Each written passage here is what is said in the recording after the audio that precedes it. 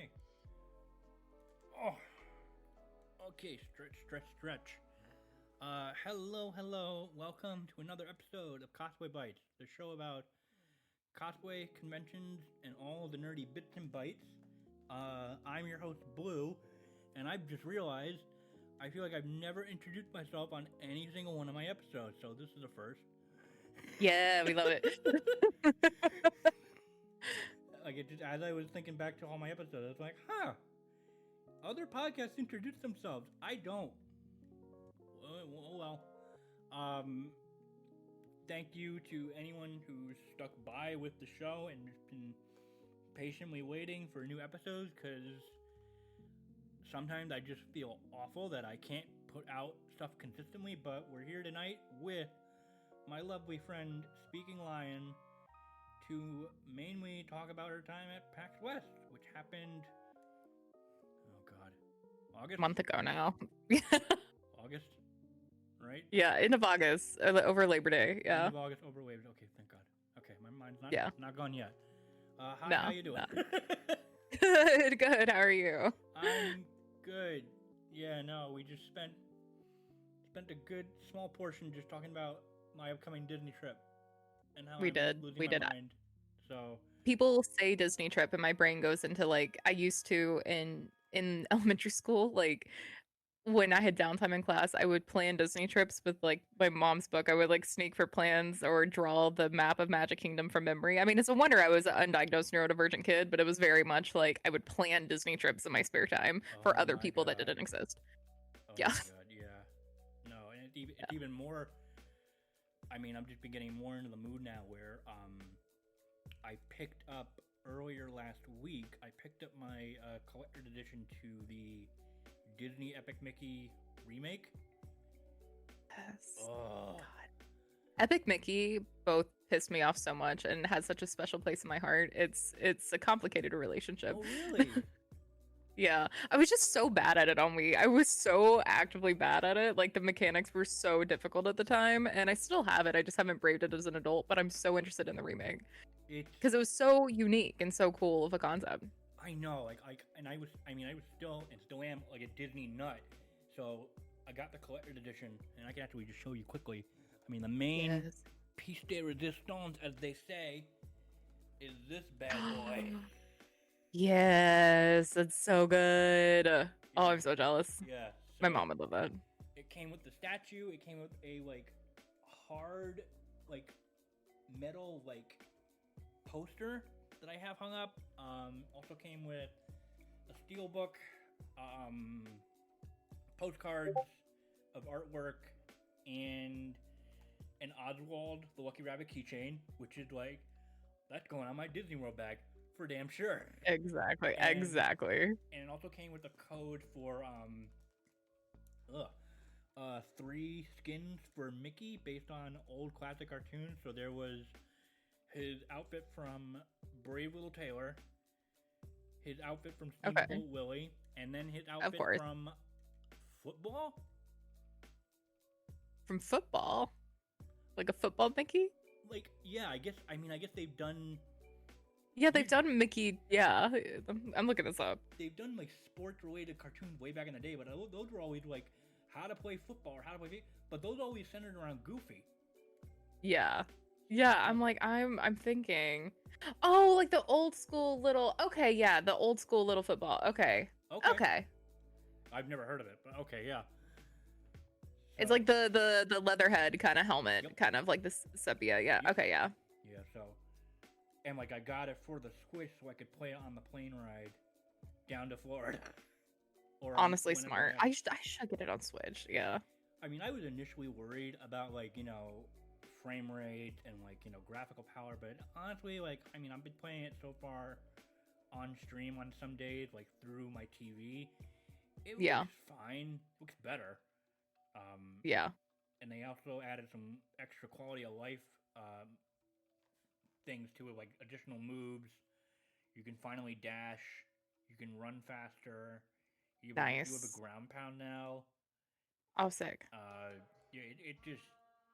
Oh my God! I remember I remember the Game Informer debut issue. I don't have it anymore. My friend gave it to me, and it just had all the fucked up concept art that they were going It's for. It's just, yeah, the balls to make a game like that, especially when it did come out. It was subverting so many expectations, both on console and just like Disney content coming out in Disney video games. And I don't know. I thought it was fascinating. I loved it. yeah. And then they made a sequel, and it was okay. It existed. I don't remember it honestly. I forget frequently it had a sequel. Yeah. So I mean, so I'm very much looking forward to playing it more. But there's the first of many possible tangents. So PAX West happened. Yes. You went the whole length. Yeah, I always go Thursday, like day 0 through Tuesday. I fly back is our PAX West schedule. Yeah. So, yeah. Well, I mean, so first of all, did you cosplay? I did. Not the whole time this time, but I did for 2 days. 2 days, 3 days. Yeah. Sure. Yeah. It was just with the schedule with it this year and everything else, it was easier to stack it. But yeah, we did. Gearbox actually had asked me to bring Handsome Jack. And I wasn't going to. I was going to debut a different Borderlands cosplay, and then I was maybe not doing Borderlands, and then I got a DM going, "Hey, can you bring Jack?" And I'm like, "Yeah." And so brought Handsome Jack, and then with the Life is Strange Double Exposure new game coming out from Deck 9, I brought Max Caulfield and went to the like reveal kind of launch party thing for that. Oh, nice. Yeah, so that was fun. So I think, yeah, that's all we did this year. I was like, East we ended up doing until dawn, and I had to like restructure my brain. I'm like, yeah. But Telepath, my partner, brought Cyberpunk for the next day, and I was just so flatlined at that point that I was like, yeah, no, we're Sure. Yeah. I was debating doing Dead by Daylight, and I was like, it just makes sense for the schedule we had to only do a couple days this time. Yeah, no, I get it. So I mean, how was it this year and compared to previous years? So PAX is my favorite time of year. I really love and adore PAX. There was something this year that fell off, and granted, disclosure, I did get COVID after it, so it may have been me being tired. But what I really want for PAX West is for some kind of cohesion to happen with where they have it split between the two convention centers right now. Like we have it in the Arch and the Summit, and it just feels like a lot. And especially because people are like so used to the normal points. But I felt like anything I was invited to do or any events were like uber distance out down to like Pioneer. And so it felt a little more spread out this year than normal. But the way they split up the two buildings was a lot better. And I think there was definitely some life coming back to the floor that it, hadn't really been there. But it's little things like the Lyrium booth's been the same for the last several conventions and things like that. So it felt very familiar. And so, yeah, it's having a little growing. It's going through a growth spurt right now with the new building. I think. No, yeah. Bound to happen. Yeah, but no, I still love it. Like it's one of those things. Even I can't imagine ever missing it. It's even the same weekend as Dragon Con, and I grew up in the South. Dragon Con's, such a spot for me. I want to go back so bad, but I'm always going to choose PAX. Like it's home. Yeah, I might not be able to do PAX East next year, because if things work out, I might be going to Japan next year with Oh my gosh, my brother and some of his friends. that's so exciting. For the whole year, or? Oh God, no, for the whole year. Okay, no, I was like, you're moving. Yeah. For 2 weeks. Okay. Their dates apparently supposed to line up with the Cherry Blossom Festival, which is both a good time and supposedly a bad time because of how expensive it can get. Interesting, yeah. So, Yeah, no, that's amazing. Yeah, I mean, I was hesitant a bit at first, but then I got talked into doing it because my friend was like, no, this is almost like a once-in-a-lifetime chance, and PAX East, other cons will always be around, so it's like... They will. And then they moved the dates on you this year. Like, it's going to be in May now, and it's, it does complicate it. But Yeah. no, Japan that's absolutely incredible. PAX East will be there. Yeah. I'll let you know how it is because I'm 100% going. So I'll tell you, I have no exciting Japan trips planned, so I'll be in Boston.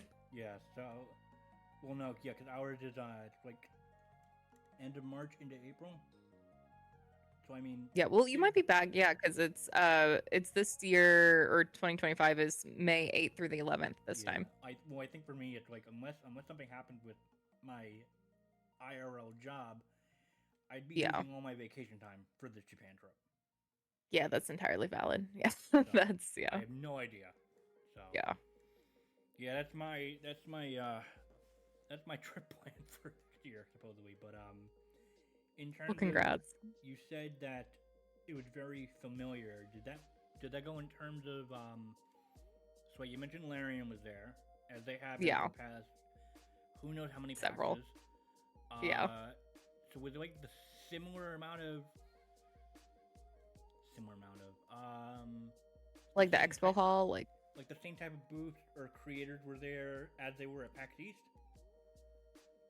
Yeah, it felt, and like I can't remember the expo hall specifically for East this long ago now. My brain's all over the place, but yeah, that was one thing when we were talking about walking around where it felt like I'd already seen all of it before. Like it was very similar to what it was at East, and a lot of the familiar staples like the Tekken booth and stuff like that, like it was there, but there wasn't anything like super new or exciting. And it's been making me sad the last couple PAXs where, and it's been like this with all cons, it's not just PAX, but where, you know, a lot of the big staples just don't really have a presence there. If they have a presence, it's very much like Blizzard will take up a big space and they have like one little thing that's there and it's for a random game and they have some wall art, but there's nothing to really do or look at or buy or anything like that. And so it felt familiar in the way that, like, you know, the FNAF booth is there and stuff like that, but it's all the stuff that I feel like I've just been exposed to at every con now, that even if we don't go do it, like it's always there. Like I know where to find it. And there wasn't anything super new exciting on the big publisher side, but the fun thing this PAX is I knew a lot of people there who were there for their indie games. And so a lot of dev friends I have and stuff like that. And so I felt the indies got way more love this year, this PAX West, with making them all in the same area and like not separating them from the rest of the games. Like it felt way more fair to the indies and a lot more fun that way. Sure. Yeah. Now I'm trying to think. Yeah, because I mean, like, most of the time, like some of the big players there, they don't really do anything. They don't really view convention as a way to like advertise anymore. Which is weird. It used to be like since the dawn of the Nintendo Direct, but even still, Nintendo's still there time to time. Yeah, like that's the thing. We have the big Pokemon booth and like stuff like that. Like we have the Play Lab, we have things like that. And like this is how I get exposed to, like, I never played Pokemon the card game before until a couple PAXs ago when one of my friends like called me, like spam called me. He's like, I'm in line for this, you're learning, come here. And I was like, oh no. And it was like my first exposure, that I grew up with it, to playing it. Like there's so much. Same here. Yeah. And there's just, I don't know, conventions. I know it's a big economy thing and, you know, it's a complicated conversation, but I felt the same about like San Diego Comic-Con and stuff a couple years ago, where it just no longer feels, it either feels like here's a package advertisement, but we're putting a weird amount of effort into the wrong things. Like we just want to show slates, and it's not for the fans at that point, it's for shareholders. And then with cons like this, where it just feels, you know, like PAX is supposed to be one of, like, you're there because that's your thing, you know, like people who go to PAX are passionate about what they do and what they enjoy. And it feels like a missed opportunity for companies who have the budget to market this way and don't invest in it. Like I want those more, the things I used to read in like Entertainment Weekly and stuff like that about these like big panels or, you know, booths or something like that I like dreamed of going to that now no longer exist. Basically, like I feel like there's such a market there to really tap into both people's nostalgia, but also just have that kind of experience. But again, PAX has some of the best play testing and that kind of, like, you want to run around and play new games and try that than any convention. So it definitely has a lot for it. I feel like a lot of companies are a little gun shy on committing to a convention presence, which is fair. They're expensive, but and some of them there's just no ROI on them. Like TwitchCon and stuff's hard to get ROI because you're just in the wrong market. But PAX feels like the perfect market for it. So I'm really hoping we see more companies wanting to use that as a playground a little bit more. Yeah, definitely. Was there any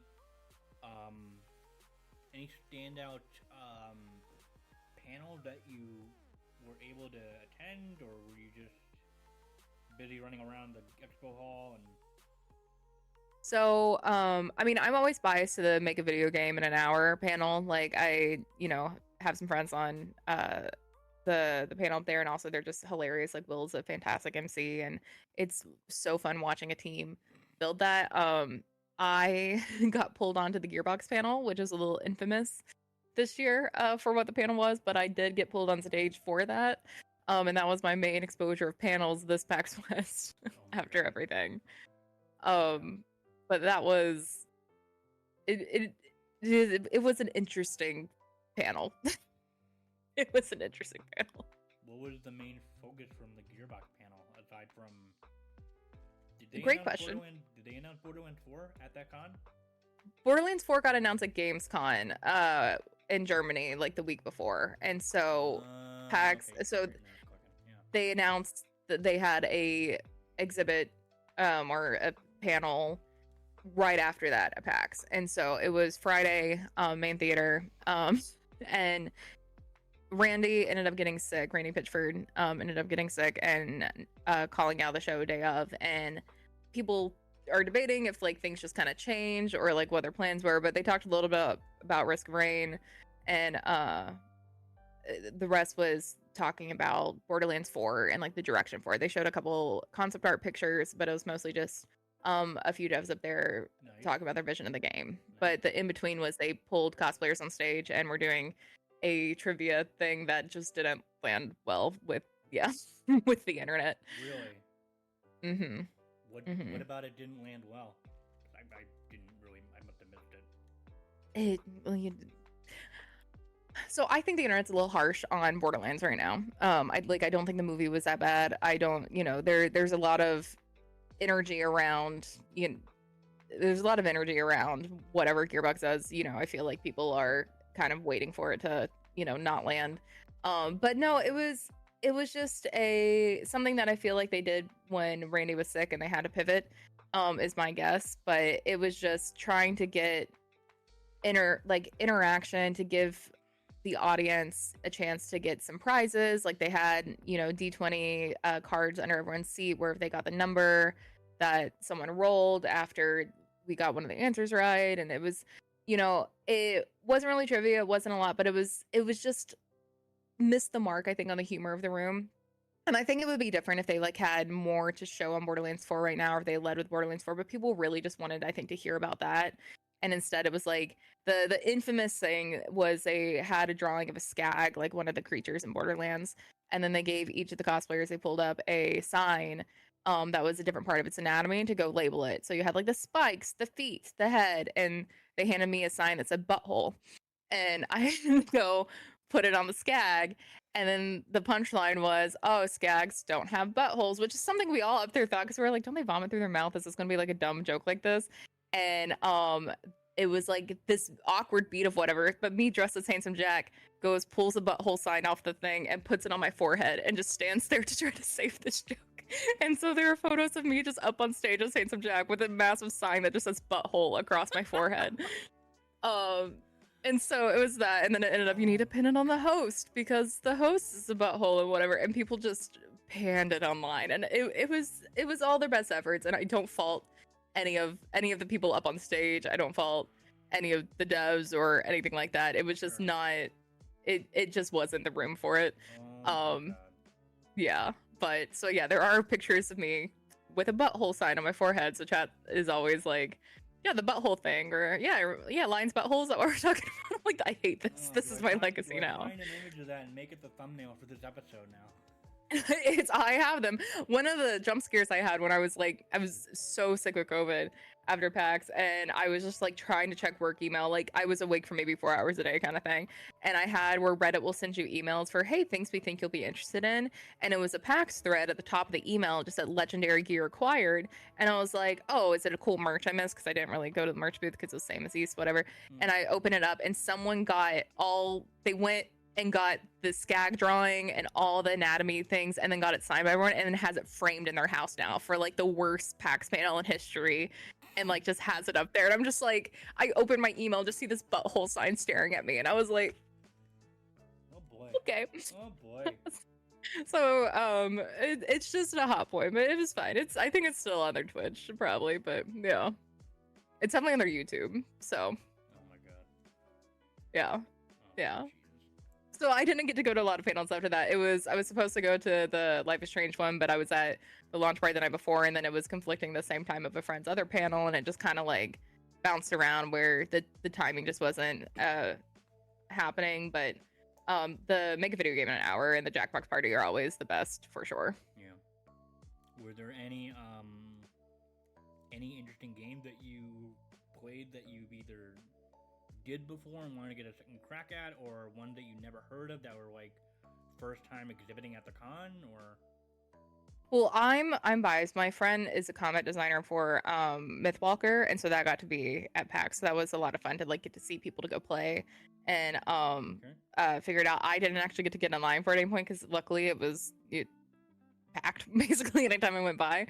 But people seem to really enjoy it. Pacific Drive is one for me that's always really fun at the cons to be able to, because I don't own it on PC myself, and then I just haven't played it on anything else. And the immersion of it, like they had such a cool build for their PC there. It was truly like one of those you look at it, it doesn't even look like a computer. It was just really a booth full of love, and it was definitely one of the most exciting indie games that you kind of gravitating to at that point. And so it's always fun to be able to see other people's experiences with that and just get more immersed in it when I go, for sure. yeah, you actually just made me remind me of something. At the con, I mean, I have no idea if they made another appearance. Was there a booth company that had a giant ass display of like variety of like circle panels? Could you went to PAX East? Do you remember that? Yeah. Display of like circle panels from this developer that's like Saudi Arabia backed. Oh yeah. And like I went there and I palled around with Holly Wolf because she ruined me for a couple of nights before she had to fly back for another convention. But we went there and like I was just sort of like shadowing her to like help her like get content made. But we just talked about it later on with some other friends. Like it didn't seem like the people at the booth knew what the fuck this thing was. No, it's the like Quidia or like whatever it was, the booth. It's yeah, no, I don't believe they were at West because I didn't have any of my friends bitching about it. But yeah, no, they're a very controversial spot in PAX and gaming and things like that for sure. Yeah, it was everything I heard about the East presence of that was not good. It was a lot of dodgy answers. People have no idea what they're talking about. It was very disconnected from that. It was just directly advertising for tourism, basically. And God. Yeah.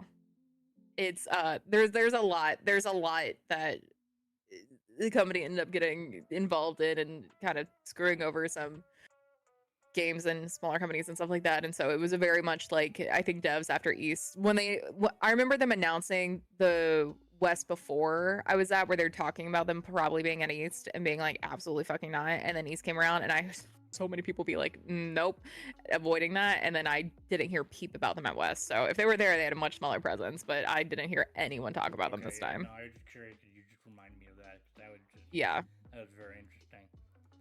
Yeah, no, I think they learned it. It was upsetting a lot of people. Yeah. So I mean, I've mentioned this across other PAX East con trips where it seems like, from my view, I think ever since COVID, that the cosplay presence there kind of felt diminished in years prior. So I'm curious, did that feel the same at West, or did West have a completely Yes. different same? Okay, wow. No, it absolutely does. And it's part of the reason it's harder to commit to like 5 days of like intense cosplay. Like it's without specific, games coming out or things, because there's no real. I won't say there's not community for it. Like there is. Like there are definitely people walking around in cosplays, but it's very specific. And the spread of like the intensity of the cosplays is much, like it's a smaller scope. Like it's not like you see the big, like you see a few like really big builds and stuff like that, but it's definitely not a stand around outside in the cosplay and like talk kind of thing. I find generally if we go and it's, I love stopping and taking pictures in cosplay. It's great. Like we all like it's one of our favorite things. Sure. It's Yeah. the dopamine baby. I'm an actor.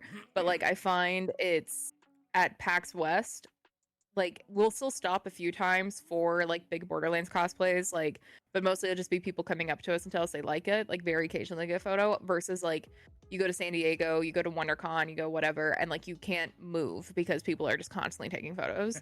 And then things like if I'm in BioShock, it's like people will kind of like notice as they go by and be like, oh my god, Liz, and like run up and like we'll talk for a second, but usually they just kind of say something in passing, and it's just much calmer across the board. Like you really, which is good. And a lot of people do really like that because you tend to have more space to breathe as a cosplayer, but there's less community. Like I never find myself really meeting and hanging with other cosplayers or meeting photographers a lot like I do at other cons. Like most of the photographers I end up being friends with or working with are people I've met at like WonderCon and stuff like that, where it is more communal. And I think part of that is because PAX is so spread out.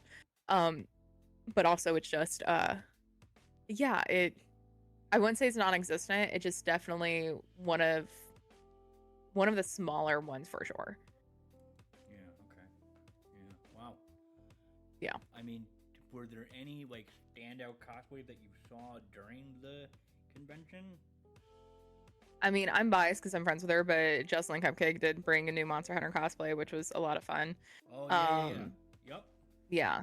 And of course we were in Borderlands all together on Friday, so that was fun. But no, and there were probably some fantastic cosplayers there, but I like knew everyone that was there that I saw, really. Like there were a couple going by that were like really niche cosplays that we were like, oh my god, you did this one thing from this one game that's amazing. So I saw some like really fun ones. Right. But no, there weren't any like big standouts that weren't like at the booth, like being modern booth babes kind of stuff, Sure. Yeah. Yeah. Okay. Which is, I'm hoping it gets a little bit more, the further out from 2020 we get, not that it's not absolutely still knocking people out, but I'm hoping the more people start coming and, really getting re-immersed in PAX or coming for the first time, they really get into it. Yeah. Can you like recall any standout cosplay that you saw over at PAX East? I mean, I know that's again biased because friends, but Face Night had her different Baldur's Gate cosplays she was bringing. okay. So she, yeah, I forget which one she brought. She brought Minthara? No, but yeah, she definitely brought Orin, and that was so cool to finally see in person. Like it was fantastic for sure. Incredible build. Yeah. She did a great job. Okay.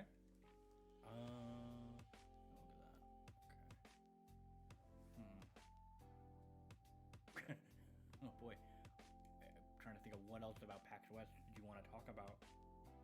I'm not sure. I did get to sneak in, and I say sneak in. I was invited in. I didn't break in, but I did get to play the press preview for the new Life is Strange, unexpectedly, which was incredible. Yeah, it was. I'm so excited. I'm a big Life is Strange fan though. Okay. And yeah, so that was absolutely such a cool.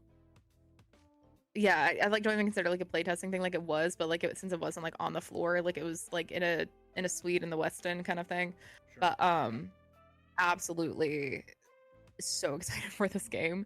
And there's so much like divide on the internet about it because people are so like purist about the original, and a lot of assumptions are made, but it truly me and Telepath were playing it and like after hours, and we both like had headphones on doing it like side by side next to each other, and it would still just like we would take out a headphone and like talk to each other, like sit there and just like read all these text messages and do this, and the gameplay, like it was one of those where it felt so like quintessential Life is Strange that I was Yeah. like, I think they're gonna nail it. I was lucky, got to talk to the director a little bit, things like that. Like I truly, from the glimpses I saw of it and the immersion I had in it, it made me so excited for the new game.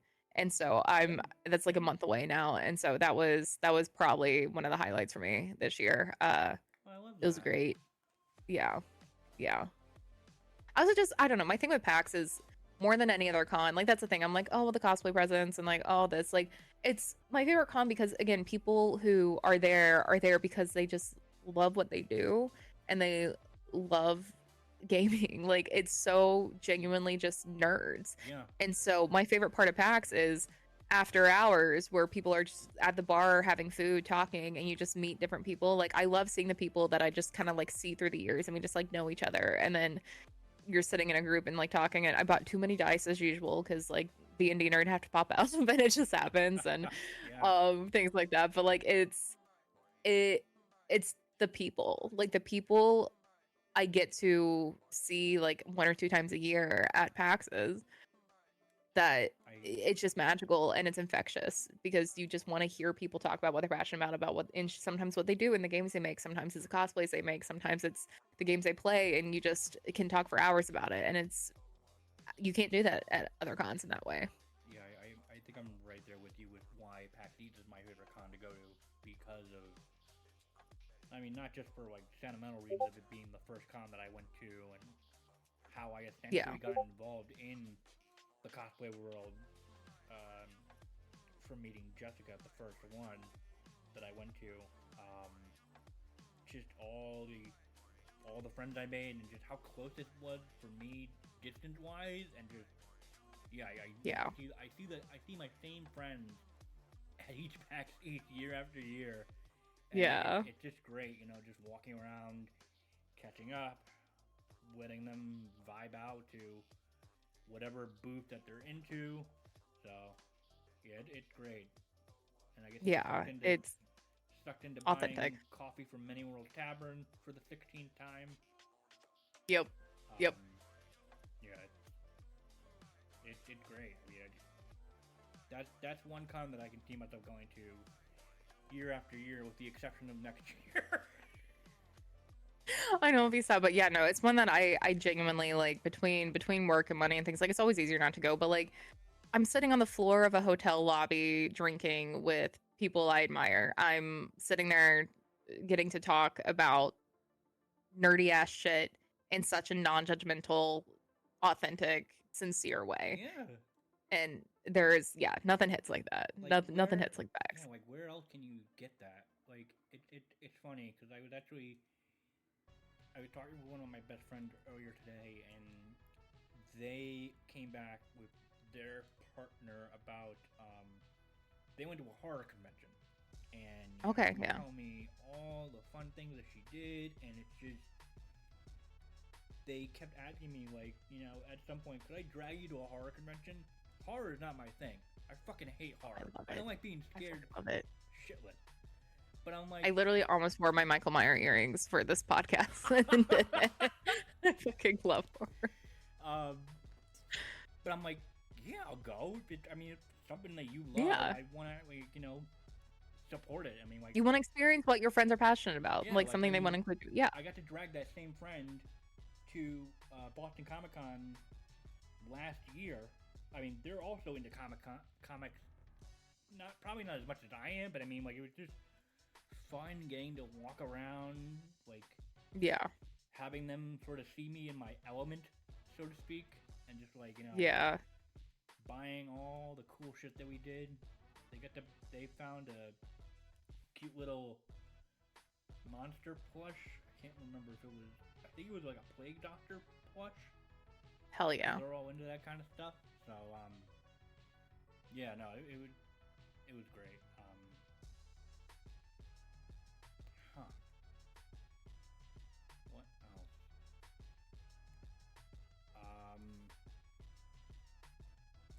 So would PAX West qualify sort of as like your last con for the year, or? No, so I'm still I don't know if I can afford Unplugged this year. I really want to do PAX Unplugged, but I'm now moving in the winter months to just down the road, but it's the whole thing. Okay. So debating if I can make Unplugged, but no, I will be at LA Comic Con next weekend. I stream from the stream studio there. Oh, And nice. so yeah. And so I think I stream Sunday morning there, but yeah, otherwise we're there that weekend. Cool. Yeah. Anything you're looking forward to from that con in particular?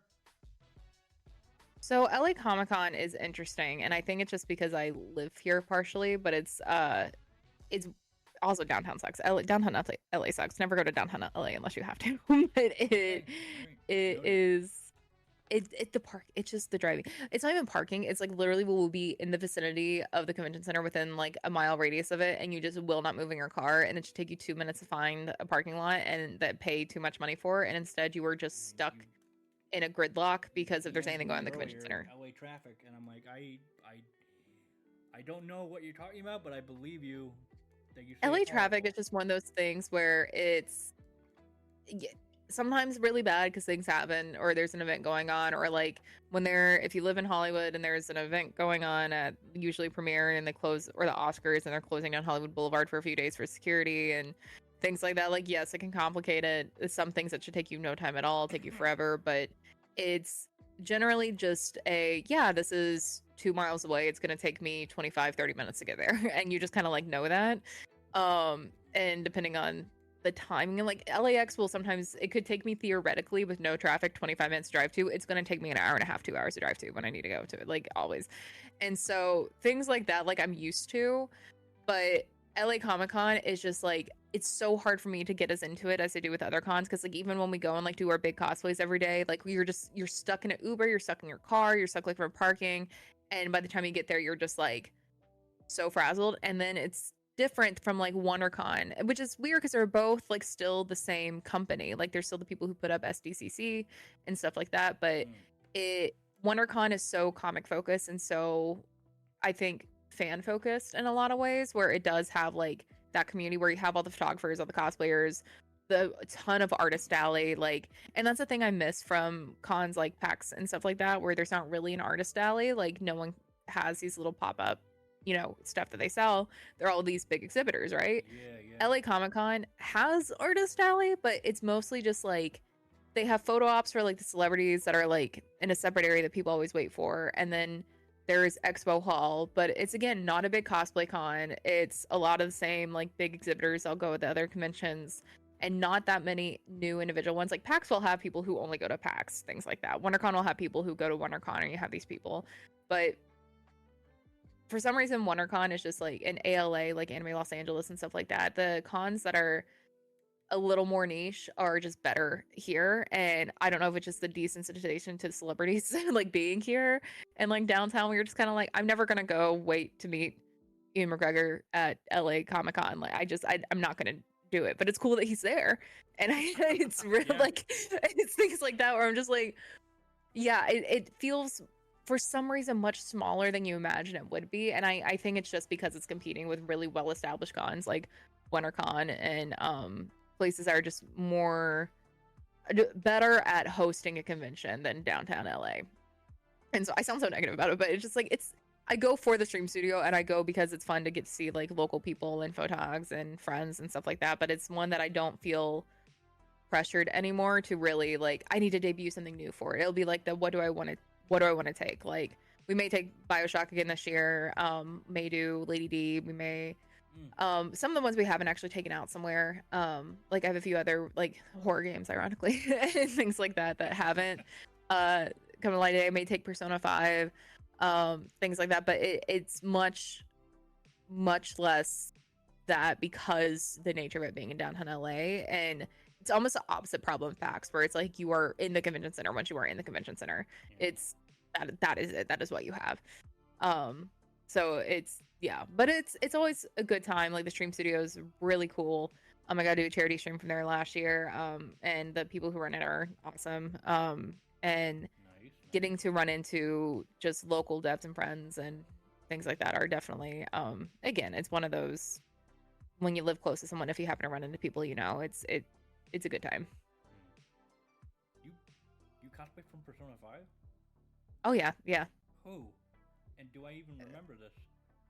I maybe remember I debuted it once this year. I feel like who do you think it is? I'll show you a picture. Um,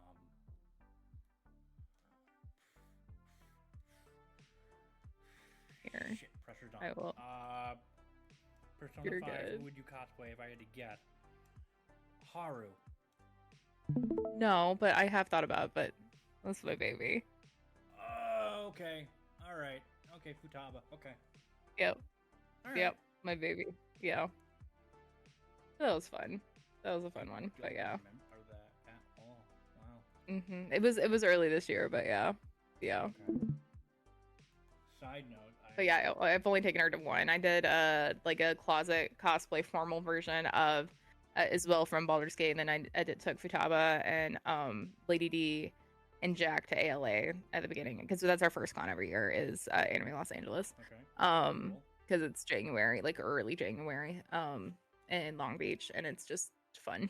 Nice. Yes. Speaking of, like, I actually I pre-ordered Metaphor ReFantagio.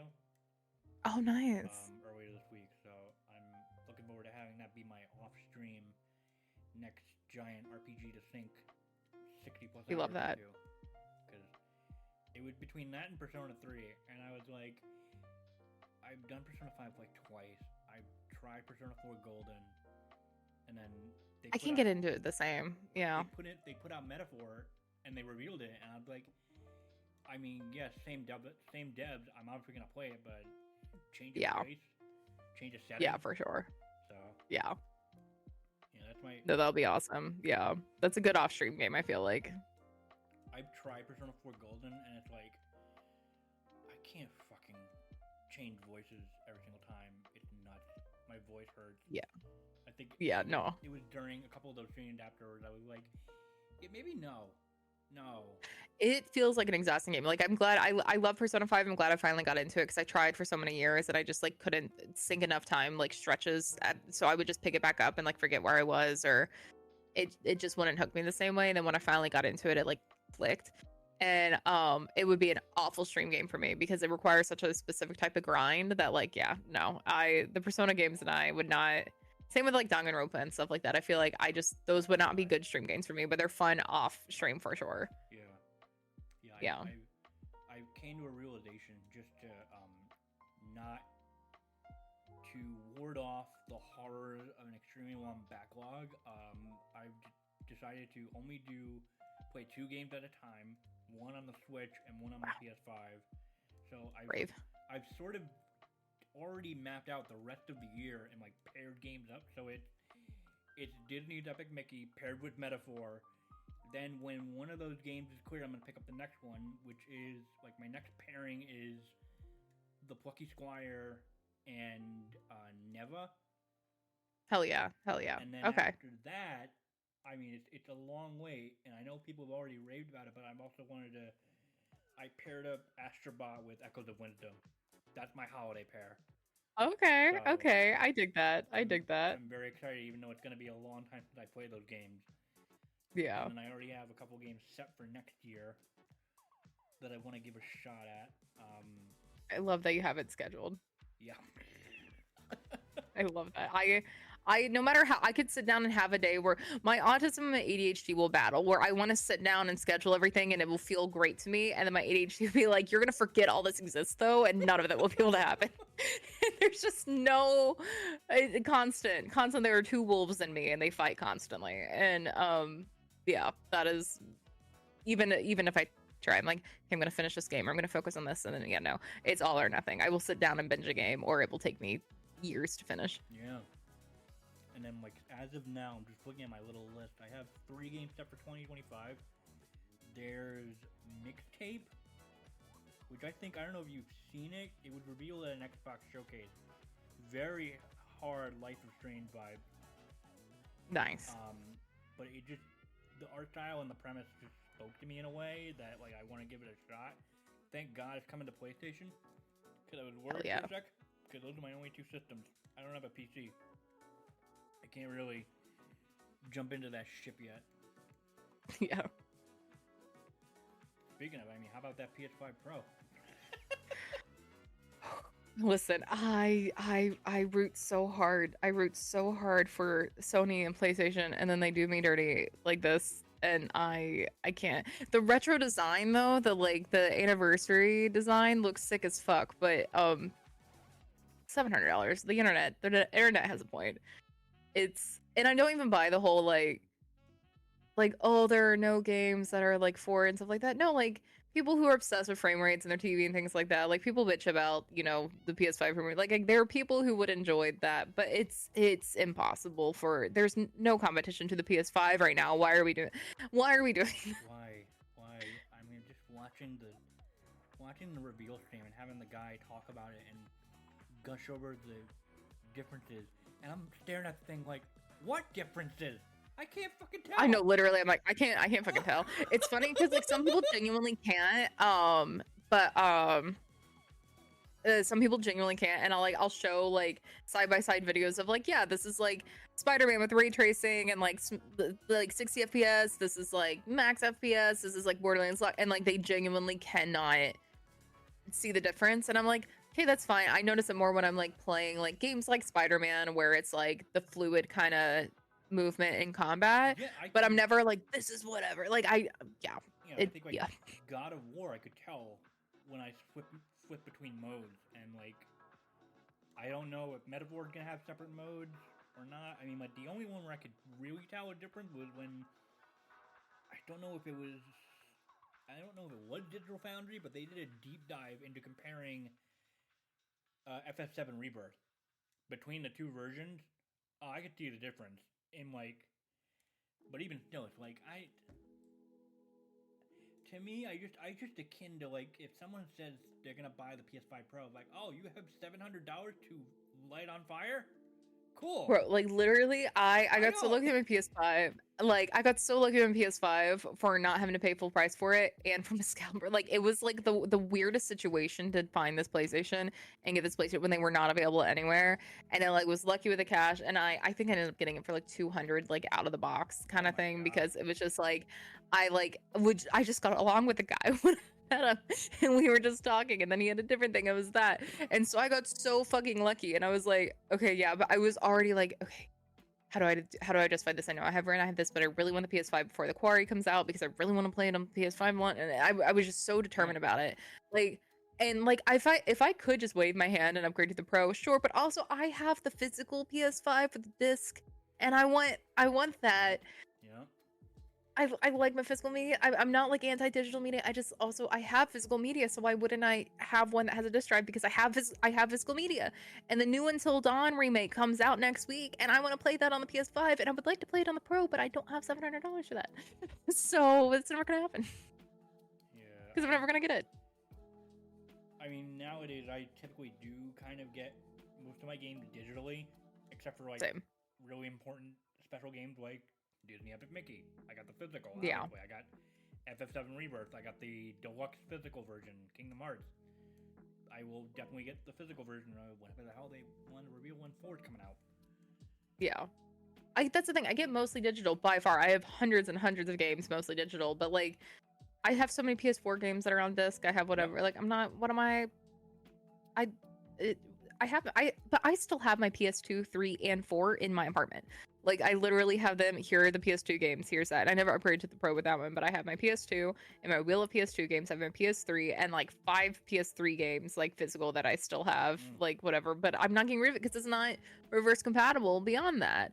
And so I want them, and that's what I have. So if I'm hoarding those, why wouldn't I be able to get a new console that, if it has the option to have a disc, and I can play my actual reverse compatible games? Why wouldn't I do that? Yeah, I was just playfully trying to at least get the 30th anniversary like controller. Yeah. The rollout was a goddamn clusterfuck. I forgot the time it was gonna go live. They were gone. Oh yeah, I wouldn't because where I was supposed to take this month, I had no money. I was like, you can't even pretend to try to get that. You know, you're not gonna be able to. Like, you know, this isn't gonna like.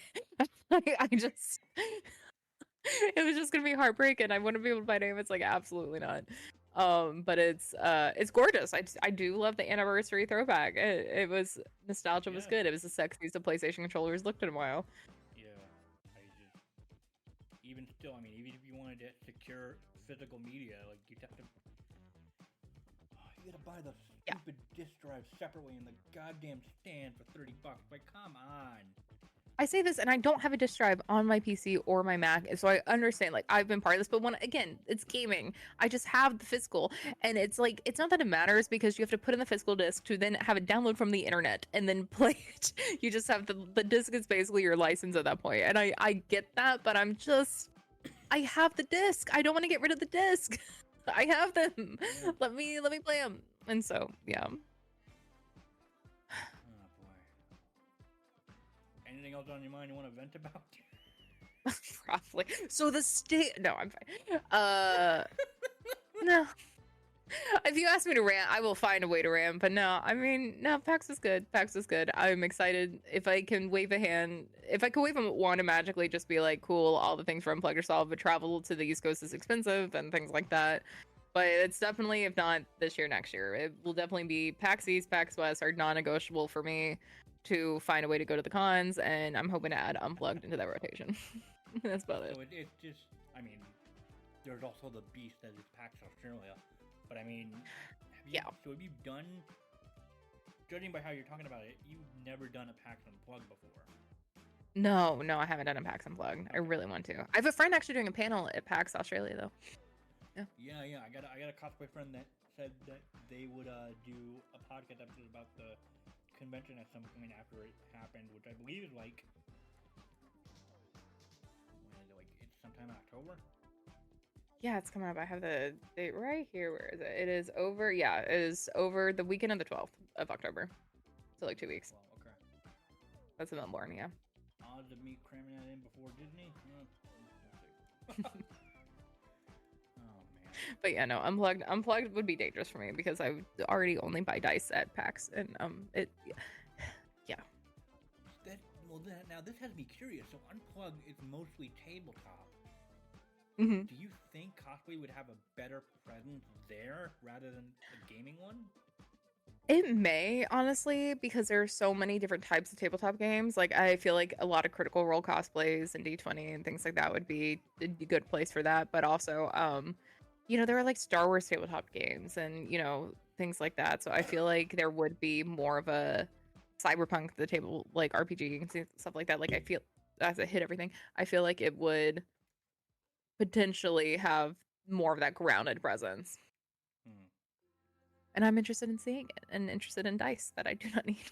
Yeah. I mean, I just have one pair of dice that I won in a contest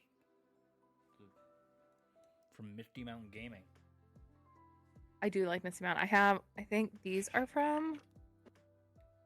Yeah, I think these were Misty. Were these North Foundry? No, these were Misty Mountain Gaming, I think, yeah. Yeah. I'm friends with the content social media director. Nice. But I just happened to win. What did they give away? $50, $100 No, those are card North Foundry. or something like that. So I mean, I just spent it on a set of dice. Nice. I don't know when the hell I'd use them. No, my Misty Mountain ones is this. No, that one's not Misty Mountain. I have the tower right now for Misty Mountains. I have a bunch of Misty Mountains in here. This doesn't matter. They're always at cons and they're always a good time. I always have a fun time rolling dice at their booths. But no, I even for my little, I have 2 D20s just up here on my computer on my little portent thing for my little divination wizard, just in case I need them for anything ever. Just under my monitor. And then these are both dice holders. This is a dice tower. That's a bag of dice. This is a dice. Yeah, dice. Dice. So was that the favorite thing that you bought at PAX West? Or was there something? I think it's the only thing I bought at PAX West this time. I do have a Hot Dog Man plush that Telepath got me. That was fun. I don't think I bought the Tina behind me was a gift from Gearbox after their panel. Oh god, Did I buy anything else? Did I just buy dice? I think I just bought dice. I bought a dice tower. I bought a new travel dice tower. Yeah. See, this is why they need more booths, because I would spend money on stuff, but I own everything from a lot of them. So it's just What did I? Now I'm trying to remember what the hell I bought at PAX West. honestly, my favorite thing about was probably my dice holder, if we're being honest. Is this the blue one is from East, but this is a dice holder. And it Oh, okay, it's a donut.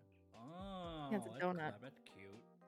And that's where the coffee mug, dice tower, and then the coffee bag that holds my reject dice. I say reject dice with love, but just not my main dice for my main characters that I'm currently fighting every day of my life. Yeah. We need different dice for things. So depending on the mood, depending on whatever, but yeah. So I was two more dice. Okay, I remember now. So I mean, we bought a bag of coffee because Many Worlds has my soul. Nice. No, I don't. I did buy a tea tumbler, a tea steeper tumbler, and a bag of tea, but that was for my DM that I need to mail. So. Okay. So it was a gift. I bought a gaming mat that was nice. based off of. It had a design that's also on one of their coffee flavors or something like that. So nice. That I bought a lo-fi vinyl because I'm now obsessed with collecting vinyl records. I am too. I didn't see any of this West. I hardcore collect vinyls. I love video game vinyls specifically.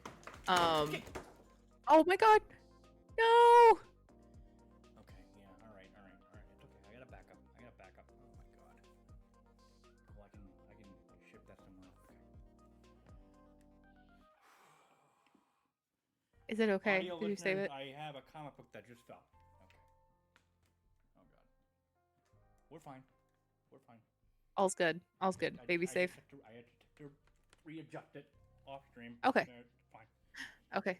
A+. Okay. Okay. Command strips doesn't do its goddamn job. Command strips and I do fight frequently. So the record's in the vinyl player. It's the. Nice. Yeah. Nice. It's good. Oh my god.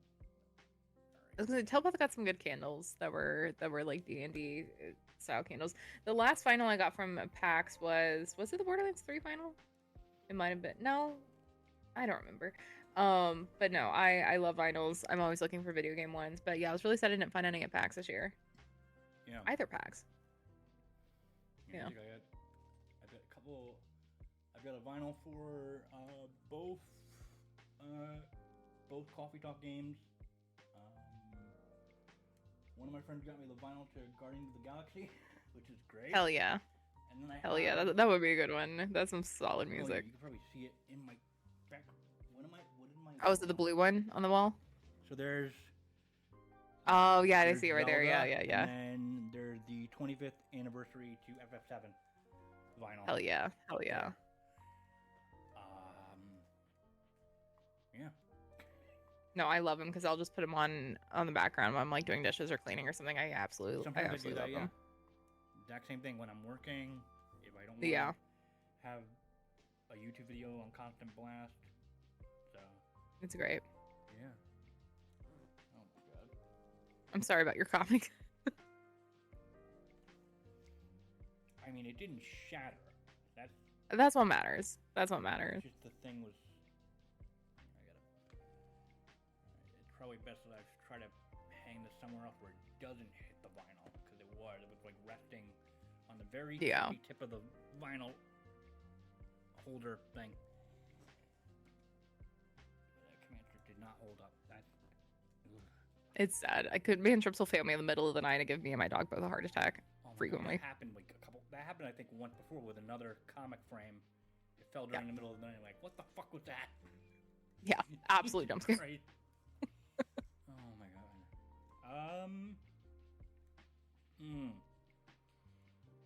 Anything else you could think of? Or it's too broad. I need a problem. My brain just white noise. It was like yes. Things. And I started thinking about Jurassic Park movie, so then I'm nothing to talk about Jurassic Park. My brain was like Jurassic Park. New thoughts. What about Jurassic That's Park? where my brain just went to Jurassic Park. I think because you were talking about things that fell, and like I have a Jurassic Park like autographed screenplay on the wall in my room that is like kind of hung up by command strip kind of thing, and my brain just went to first thought, best thought, Jurassic Park. Okay, all right. I love Jurassic Park. I have a Jurassic Park tattoo, so I just it's my baby. I've never seen it. If you judge me, I understand. we don't have time. We don't have time for me to yell at you for this. So just it's fine. We all make mistakes. We all have room to grow, and there's still time to apologize. It's fine. It's fine. We all have faults, and you will fix this fault. I have a list of movies that people are just like, what the fuck? Why have you not seen this? Like, I don't know. What else? What else haven't you seen? That is. Oh God, I don't know if I have the list anymore. Oh Jesus. Big Lebowski. Never seen it. Godfather. Oh, never seen it. Jaws. Nope. E.T. I mean, like, yes and no, on and off on reruns back when I had cable. Indiana Jones. Okay, yes. All of them. Okay. Shawshank Redemption. No. Interesting. I mean, you've seen Star Wars and stuff, so like. I may have not seen some famous movie, but I'm not a monster. Okay. I've seen Star Wars. Okay. Yes, I've seen all the Harry Potters. Yes, I've seen all the Lord of the Rings. Yes. I think I rectified in my earlier years at my first apartment. I watched the only two early Batman movies that matter: the original and Returns. Okay. Fair. I think I watched Harsh but fair. Superman and Superman 2 in full at some point. Superman's my baby. I was afraid to ask about Superman because Superman is my baby. Lois Lane was my first cosplay ever. Like, yeah, like, fucking love Superman. Really? I love Superman. I'm so excited for the new one. I'm so rabidly excited for the new one. Oh, you want to talk about another hour of the? Because I am. Okay, first of all, have you seen Superman and Lois? Yes, absolutely. I own it on DVD. Oh, good. Oh God, I can't wait for the next season. Oh my God, I'm gonna be sad when it's over. I am just every version of Superman I can find on physical media, I will find, and sometimes it's not authentic, but I will find it and I will get it. From back in the day, from like even George Reeves stuff. Like I just love it. Absolutely love Superman. I hated though Man of Steel. I hated that's like next. a general consensus. I mean, I don't blame Henry Cavill. No. I blame the writers. I blame everything about what the DC EU was doing at the time. No, it missed the mark. It was not Superman. It was not Superman. It was not Lois. It was not like no, it was not. It was not the point. It's not the point. And I can't even get the point of Superman, but it's not the point. As of right now, Tyler Hoechlin is my favorite live action Superman because they fucking get it. I don't know how, but they get it. Hot take, my very hot take. My favorite rendition of Superman is Superman Returns. Movie very few people have seen at this point. Came out 2006. Yeah, Brendan Routh. Yeah. Brandon Routh, Kate Bosworth, Kevin Spacey, Lex Luthor, Parker Posey. I think that is the closest we've gotten to, and fuck Bryan Singer, but I think it's the closest we've gotten to just that feeling of what Superman was for people in like the 70s when the first one launched. And I've literally done research papers on the launch of Superman cinema and how it just broke this mold of this really like catastrophic, depressive, like disaster movie. Like it was bright and colorful and hopeful and sincere and ridiculous and campy and all of these things. And I fucking love Superman, and I'm so excited for every little teaser we've seen from the filming of the new Superman. I'm ready for, and also they gave Lois Lane her purple eyes. I'm so excited. Purple Eyes.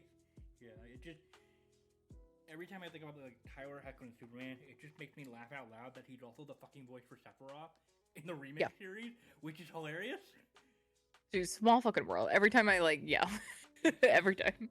It's just so bizarre. I mean, like, yeah, I have total faith in James Gunn, honestly, just from his Guardians work. They're like, no, I think he's gonna get this. The pictures we've seen of Metropolis from the filming, rabid. I'm rabid. Like it hits this the aesthetics so well. But speaking of movies that you may not have seen, Kill Bill. Have you seen Kill Bill? No. There's a quote in it, that was my point, where it has always stuck with me about how the difference between like Superman, and it is more relevant than this, but the difference between Superman and all these other superheroes are that he is Superman, his alter ego is Clark Kent. It's not that his alter ego is Spider-Man and he is Peter Parker. Like his identity is Superman. When he wakes up, he is Superman.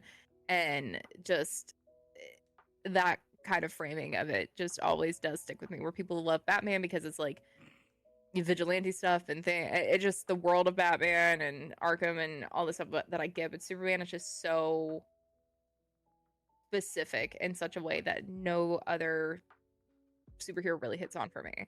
Like X-Men I fucking love, and X-Men is close to that, but X-Men has to hide what they are for different reasons and in different ways, and so it just Superman just scratches into my brain. I have such a soft spot for it. Well, there's something, because I mean, like, I historically do not like the X-Men, particularly because their themes, I understand them, they hit way too close to home. They do hit way too close to home, but I absolutely adore. My dog is named after Gambit. His name is Remy LeBeau. Like I am Magneto trash. I think there's probably Magneto behind me somewhere. I love the X-Men so much. So like I actually watched.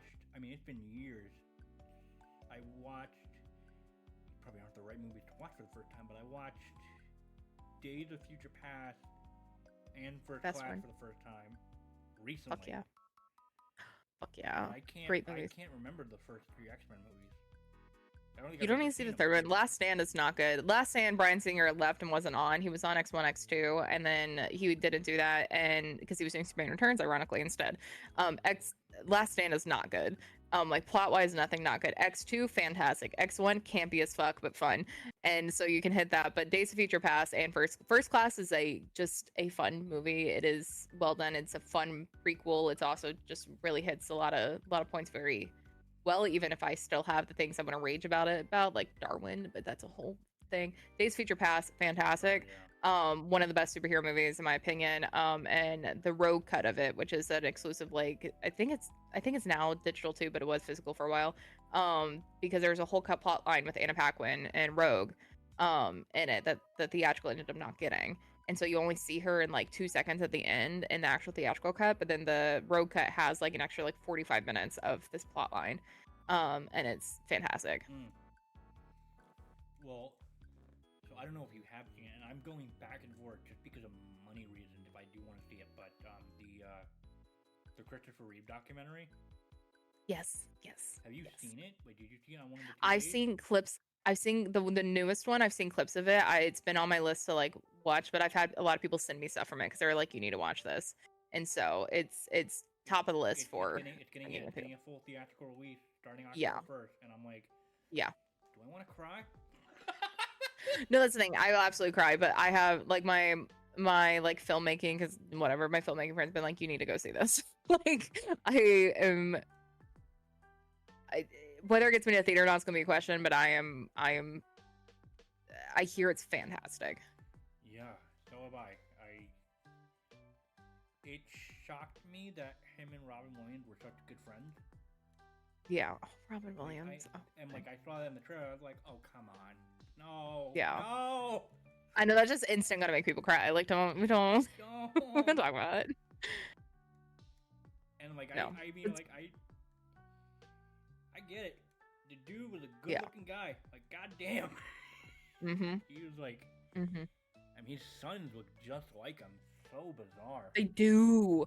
I didn't realize how Love much them. until I was seeing some of the like recording clips that was being sent, and like then I saw the like promo images of it, and I was like, is this an old photo of him or like whatever? And that's what Brandon Routh did to me in Returns, where I was like, he felt like he embodied like Christopher so much Yep. with that. Like it just something about it felt very there's a moment in Superman 2 and the like theatrical cut specifically, but I think it might be the same in the Donner cut, but how Lois finds out that Clark is Superman is different in the Donner cut. But lots different in the Donner cut.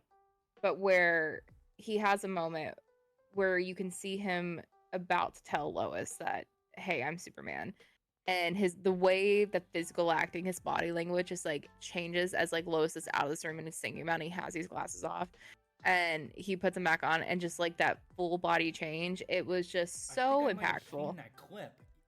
Yeah, I think it went viral on Twitter not too long ago, but like, yeah, it's very much this moment where he just, you see all of this stuff in these silent moment. And Returns had such a moment with that where Lois drops a bunch of stuff on the floor of the Daily Planet, including Clark's glasses, and they're picking it up, and you see him like watching her kneel down picking up this paper, and he like struggles to make himself put back on his glasses, and you see like this is Superman in a suit staring at her, and you just see that moment where he's just like, no, I can't do this. And Superman turns complicated then by the fact that she does have a kid with Superman and isn't talking about that it's Superman's, and all this other stuff, and she's happy. And like that's a bit that just hits me, because so many adaptations miss that the beat of the story is Lois. Like it's Lois and Clark drives so much of this. Yeah. And there's a moment in Superman Returns when he like takes her flying, and they're talking about him leaving, because it is a direct sequel to Superman 2, where he does leave to go fix this, and he's gone for 5 years and comes back.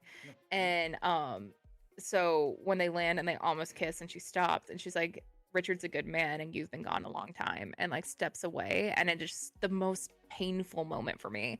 And it just it hits Superman in so many ways that I think it deserved to really have that sincerity in this colorful kind of place. And that's so much of what Man of Steel stripped away from it. Like it was so serious and so this and so heightened, and I'm like, Superman doesn't have to be like that though. Superman hits so hard in exactly how it is, and that's where I did like Kevin Spacey's Lex Luthor, and I did start barfing because I said he was the best Lex Luthor.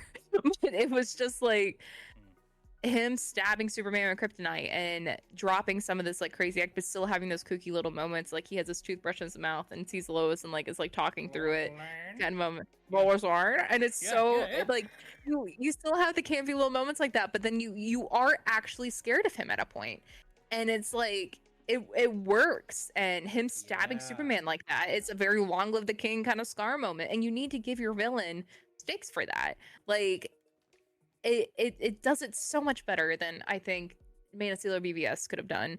And just I'm so hopeful for James Gunn's, but it just got so robbed, because I just feel like it wasn't out at the right time. Like people just, I don't know. People need to rewatch it and give it another chance, because the music from it is fantastic. I have the screenplay, I have the soundtrack. I love that movie so much. I think people need to give it another chance. Yeah, I got the DVD somewhere. Yeah, I gotta give it. It's fantastic. I gotta give it a weird watch at some point. Yeah, I have no idea. It's great. I'm actually really excited because for years I've just been stuck on following Nightwave's comic series, and then I just, on a whim, based on the premise, I've been following the Absolute Power event that's going on in DC Comics right now. Which Yeah. I'm missing out on a lot of backstory because I didn't follow anything else. But yeah, I just kind of see random bits of it sometimes from other people. I like have no idea what's going on in it, but yeah. It basically, Amanda Waller teams up with this character called Failsafe, which is like some Batman variant thing that Batman created, and then the Brainiac Queen to take away all of the superheroes' powers so that they're all powerless. And she wants to just run the world or run the government. She hates metahumans. Yeah, fair. But then there's all this talk about their new DC All-In initiative, and then after the last issue of this event, they're having a special one-shot to kick off this new storyline that they want to do, which in turn is spinning off an entirely new universe called the Absolute Universe, which people are like, oh, that's like the Marvel Ultimate Universe. Interesting. So they're launching with 3 comics: Absolute Batman, Wonder Woman, and Superman. Okay. Superman's coming out in November. I want to pick that up just because I want to give a Superman title a chance. And it's being written by Jason Aaron, who we've known him for his apparently godlike run on Thor that I've never read. Yeah. Absolute Batman is basically the premise of all these. The first 3 are like, these are versions of. So this is like Batman without the money, without the butler, without the tech. He's a thick boy. If you look up images of the cover, and it's Scott Snyder and Nick Dragata on art, and I'm like, well, I mean, I trust Scott because of his New 52 run. So it's like Superman without the fortress, without the whatever. Wonder Woman's wielding a Buster Sword for some reason. He is a thick boy. Holy shit. That is a thick man. Beefy boy. Yeah. And then holy shit. They announced like a Green Lantern thing, I think, and an Absolute Flash at some point. So I'm really excited for this new, like, finally trying out some new books. He is like Reinhardt sized, like over. This is some large man. I'm sorry, it's just not. I was expecting thick. Those thighs, man. The chunky bat symbol. Oh my god. That is the dude doesn't even have to try to lift you up. Like anyone on his shoulder. That is a girthy boy. There's the Batman who laughs, and then there's the Batman who lifts. Literally, this is you don't need money or tech when you're that thick. I don't know. Like, I just okay, that's fine. No, I mean I would be interested in picking that up. Not because he's beefy, just that seems like a cool concept. It has nothing to do with how thick he is. I mean, that's just the meme joke that's been going around since the design. I'm shocked I haven't seen any of them because this the cover. You're right, it's the cover that is just jarring. Yeah. Like I can't. Oh, you should try to look up the other 2 first covers. Yeah. Wonder Woman's like flying some kind of like insect-like monster with a giant-ass Buster Sword. Ooh, Superman's hair is interesting. I'm very excited to give a Superman book a shot, especially with my newfound love for the character. I think. Yeah. Oh yeah, that's what I wanted to mention. So like they mentioned that like they're gonna the last Wonder Woman's cool. Superman and Lois, 10 episodes. They're gonna have a lot of cameos, and I'm like, you gotta put in Supergirl at least once. Mention her, because it's like You do. she kicked it off. And She did, and honestly, she did a good job. Supergirl was. I loved her. Oh my god. Yeah, she was good. I mean, it can't be as the show might have been. It was solid. Yeah, no, that's the thing. It was a network TV show that I thought was good and enjoyed. It had dude, again, I own every season of Smallville on DVD. Like I just it's I can put up with some bad TV. I can do it. Yeah. Oh my god. What? Oh yeah, I've been also like diving into more comics, like reading them for the first time digitally. Like I read the Supergirl Woman of Tomorrow. Oh series. Yeah. Jesus, fuck that art.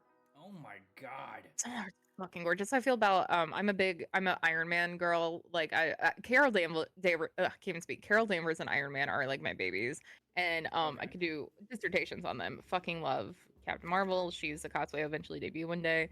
So I have so many half built of her. Tony Stark, baby boy, love him to pieces.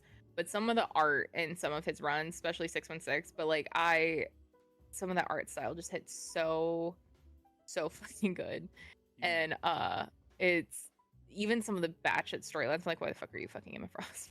But it's just the art will pull me in for some of his arcs every time. Yeah.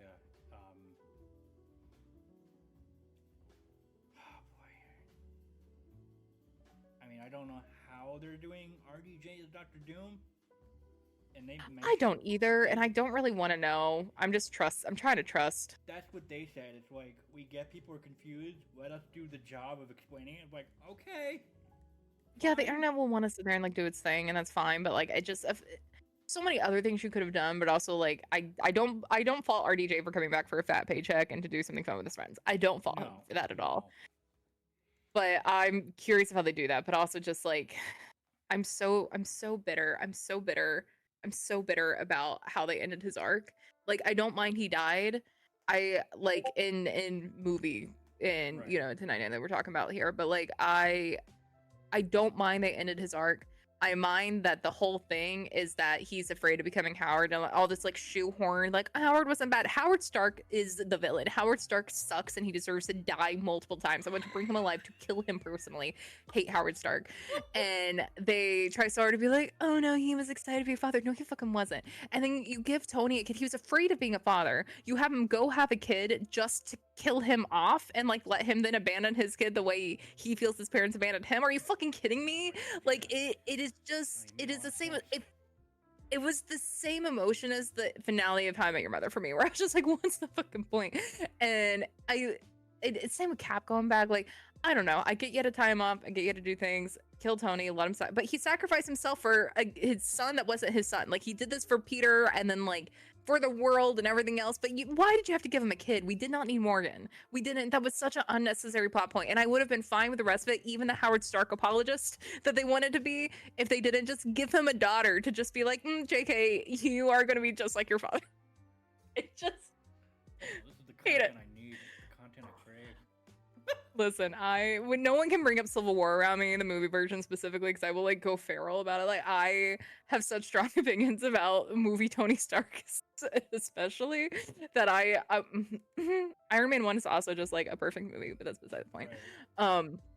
But yeah, no, I will never forget them trying to make Howard Stark good, because he's not. He sucks, and he deserves to. We all know he sucks, and he's a bad father, and people should acknowledge it. I will say, just based off trailers alone and what I've seen from the Comic-Con panel, I'm very excited for this next slate of movies next year, because they just look so much fun. They do. They look like they're just letting themselves like have fun, which I'll fuck with. Yeah. Yeah, I mean, like especially hearing all the like the 60s futurism vibe they're going for Fantastic Four. Yeah. I need it. I need it injected into my veins. Yeah. You know what I'm actually digging right now is Agatha All Along. It's like not bad. It perfect campy Halloween. That's the thing. I'm like, I don't know what people wanted for it. It literally, I'm like, they're airing it over Halloween, finale before Halloween, to give you campy witches and Westview shit. And I'm like, I'm here for it. Like, I love that it started with true crime. I'm here for it. It's chill. It's fun. Yeah. I'm down with it. People are mad. I may do an Agatha cosplay at some point though. Yo, people are so mad about it. Women can't have anything. Women can't have a TV show, dude. That's not what we are allowed. We can't do that. Especially in the MCU, crazy. And then people are gonna be no, but WandaVision, but y'all bitch about the one. Whatever. It's fun. It's campy. It's witchy. It's Halloween. It has solid music. It's fun. Like, I don't care. I'm into it. Oh yeah, me too. I mean, yeah. At this point, I'm pretty much just watching it through YouTube reaction channels, but goddamn, the Penguin. Oh yeah, no, for real. I need to sit down and actually watch the Penguin because of that. Because everything I've seen has been against my will on like TikTok or Twitter, or things come up where I'm just like, I need to watch this show. It just appears and it's like, here's a clip auto playing a Penguin. I'm like, what the fuck is going on? I need to watch the show. Yeah, I love it. I love it. But yeah, I'll give it a chance. Gotham City Sopranos. That's what it is, apparently. Apparently. Which I'm down. Sopranos were great. It was a great show. I haven't seen it. My parents watched it. I haven't seen it. That doesn't surprise me based on everything else you haven't seen. If you haven't seen Godfather, I'm not surprised you haven't seen Sopranos. Have you seen Breaking Bad? I tried, but I couldn't commit.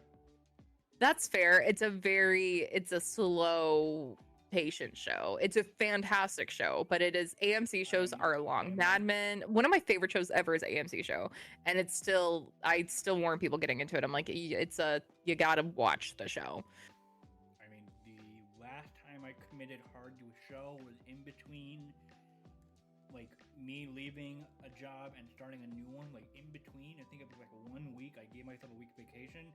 I borrowed my friend's login info and I binged the entirety of Game of Thrones. Hell yeah. Hell yeah. And I understand completely why people hate the ending. Yep. Yep. Even though I could not fucking stand people tweeting about it every single freaking Sunday. No, it's annoying. It's like, it's annoying. It's overrated. It's annoying. It stinks. Whatever. It's still fun. Like I still got into it. I still got mad about it. Like I still like it. Just and I get it's like the book's not out, so you don't know what to base it on. Like whatever. But no, they fumbled that. They fumbled that so hard. Yeah. It's like how I'm still more mad about the Dexter finale, but yeah. Yeah. It's like how I don't give two shits about The Last of Us. I think it's overrated, but I watch reaction channels watching the show. It's fine. Oh, I could give you a lot of gaming hot takes I have. I can give you a lot. I know, and I think I've heard you say that on Twitter before, and I'm still just like, no, The Last of Us is a perfect game. The adaptations were perfect. I'm an apologist. I agree, but it's like I don't. Fantastic. I mean, that's fantastic. It's funny that you bring up how like you want to root so hard for PlayStation. It's like, no, they only have 5 games they want to put out. 60 remasters of Horizon Zero Dawn. I don't give a shit. 75 remasters of Last of Us. I don't care. You have all this IP. Where are they? Whoa, I know, and I blame studios. I blame a lot of stuff. And no, Last of Us so fundamentally changed me, like on a molecule, like molecular DNA structure changed me as a person. Okay. And I would argue it can't be overrated because the hate part 2 guy is so blown out of proportion, and it's one of those things. I think part 2 is a masterpiece. I genuinely think part 2 is a masterpiece. I also thought Alan Wake was a masterpiece. I just people are crazy, and part 2 should be protected at all costs. Like it breaks my heart over and over and over and over and over and over again, and that is fantastic storytelling. And I love it. And the gameplay's fun. It's fun gameplay. But I get it. The only other hot take I have is that I understand the contributions that he made to the gaming industry early on, but can we as an industry stop circle jerking over Hideo Kojima over anything he fucking does? It's like, he's so pretentious. I agree. I don't get it. Yeah.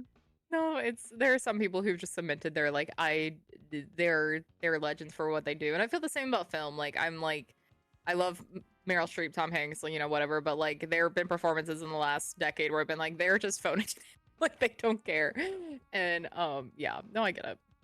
So I get that. I just like every year at the Game Awards, I just have an imaginary bingo card where it's like, here's a spot for Jeff Keighley gushing over Hideo Kojima for 50 minutes. And then the Game Awards. I knew you were going to say that too when you were saying my only other hot take. I'm like, I feel like it's not you. I mean, it's fair. Death Stranding doesn't make any sense. I will not play it. Will I play his Fizzant game, whatever that is? Yes, because that's a return to stealth. That's what he's good at. You're allowed to have your hot takes. I appreciate it. It's literally the only 2. I don't care about The Last of Us, even though I've never played it, which... That's your problem. Some could argue that it's not an opinion, because you've never played it. Fair, yeah. But... listen, when you're overexposed to something and you just have the I don't want to do it because of that, that's absolutely valid, and I have a lot of things, like a lot of media that I'm just more resistant to because of how people circle over it. Everyone's raving about The Last of Us, and it's like, I don't have an interest in playing it now. You've made me hate it. I understand. I like The Last of Us. I just thinking of The Last of Us about to make me cry. I just I have too many daddy issues to not love that game. I don't know what you want from me. All right, okay. My heart, my whole heart, it wrecks me. But Markiplier would agree with you, so it's fine. I mean, like,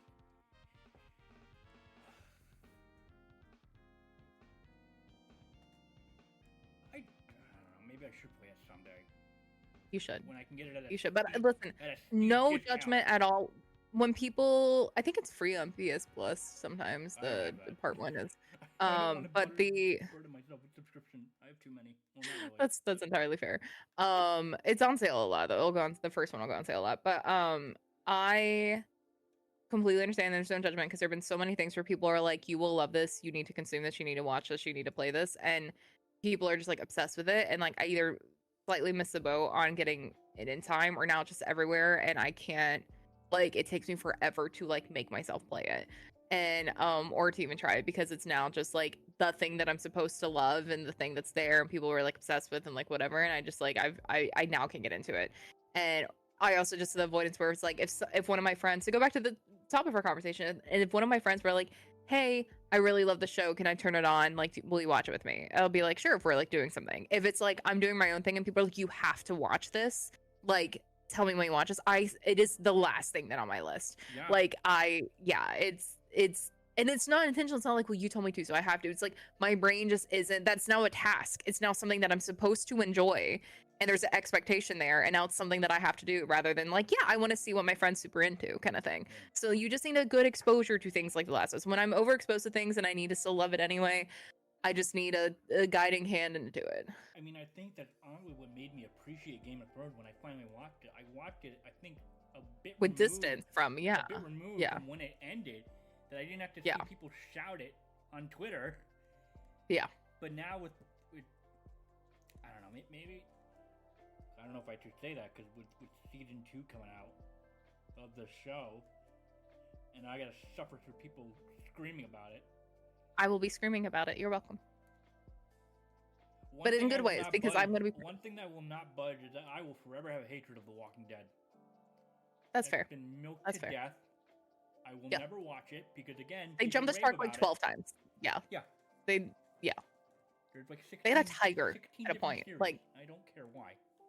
Also, do we have to give all of our bad guys redemption arcs? Why did Negan need a redemption arc? He didn't. Like, no. Maybe when I have completely have nothing to play, maybe I will give part 1 of The Last of Us a shot. You should. Even though I know the plot, roughly. It's still fantastic. It's fantastic. It's fantastic. It's fantastic. What other movies have I not seen that could make you question our friendship? All of them. It's okay. A lot of my closest friends have not seen a lot of movies, and I am a pretentious asshole with screenwriting tattoos. Like, I literally have, this is the first line from the script of Pulp Fiction. I have Jurassic Park in here, I have the West Wing on my leg. Like, I'm a screenwriter. I've never seen it. Doesn't surprise me. Well, when you said you hadn't seen Kill Bill, I assumed you hadn't seen any Tarantino at that point. So the only Tarantino movie I've seen was Once Upon a Time in Hollywood. I knew you were gonna say that. I was like, it had to be Once Upon a Time because it's a softer entry for people and it's a newer one. Yeah. Yeah. That was interesting. That escalated pretty quick at the end. Yeah. Man. Also, I watched. Just to go back to comics for a hot second. I really hope, because I feel like it's been brought up in videos I've watched of people like talking about their past films, but I really hope that James Gunn is not afraid to use Robin this time. I mean, obviously he's not, because he's gonna have his son be in the Batman movie. It's like, give me Dick Grayson, for the love of God, please. Give us a proper Dick Grayson for sure. Give me my boy. Give me Nightwing. I did watch Titans. It was not that bad, but still. It has its moments. It has its moments for sure. So. Hi, Remy. I know my dog wants to go outside. He keeps pawing my foot. I know I'm in trouble. It's the worst thing I've done. It is almost 5, and he doesn't have my full attention. How dare I? Well, that probably could be a good spot for us to end it then. I mean, I said the show is about the nerdy bits and bytes, and we pretty much covered everything except for anime. We did, which we touched on Persona 5, which does start peeking into anime. So we kind of we teased it. Okay. We teased it. We teased it. Yeah. God.